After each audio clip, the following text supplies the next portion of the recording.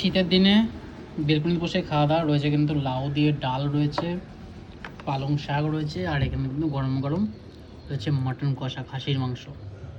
যাই হোক, ফার্স্টে একটু পালং শাক দিয়ে খাওয়া যাক।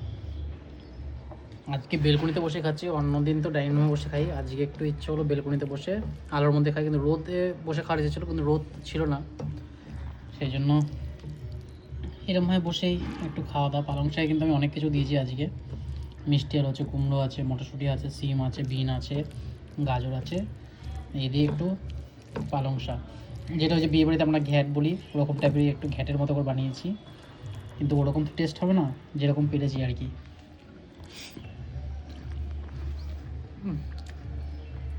এটাও সত্যি কথা বলতে আমার সেরা লাগে, লঙ্কা টঙ্কা এত সবজি দিয়ে এরকম দারুণ আয়োজন, একদম বেলকনিতে বসে দারুণ খাওয়া দাওয়া পালং শাক দিয়ে।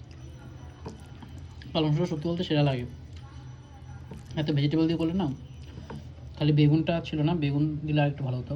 লাউ দিয়ে ডাল না, মটর ডাল, এটা লাউ দিয়ে, ধনে পাতা, টমেটো, জিরা ফোড়ন দিয়ে।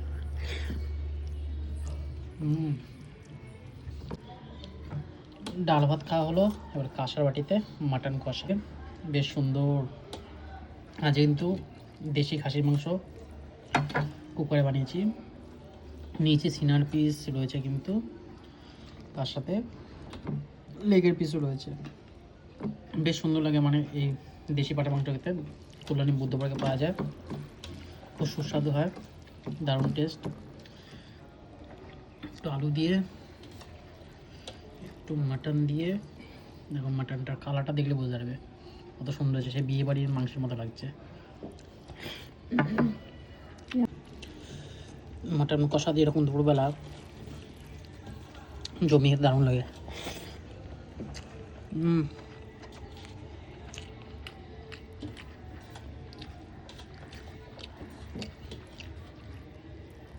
মাটন সত্যি বলতে সেটা হয়েছে, নুনটা একটু হলে মানে আরও বেটার হতো।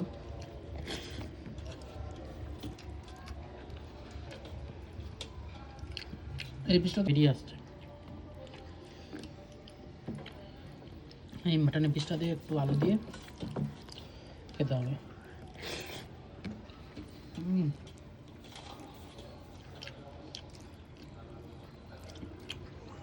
হাত দিলে পুড়ে যাচ্ছে এরকম, এতক্ষণ বয়েল হয়েছে।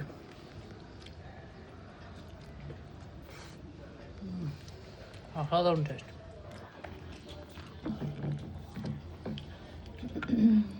এতক্ষণ চিকেন খাচ্ছিলাম আজকে, সেই জন্য একটু মাটন খাচ্ছি।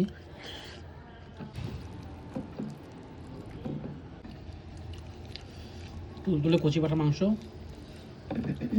দিয়ে আজকে জমিয়ে খাওয়া।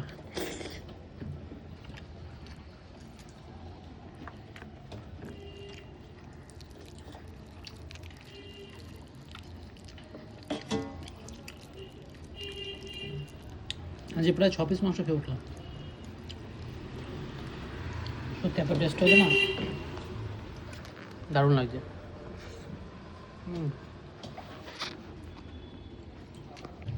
শেষ পাতে গুড়ের রসগোল্লা দিয়ে খাওয়া।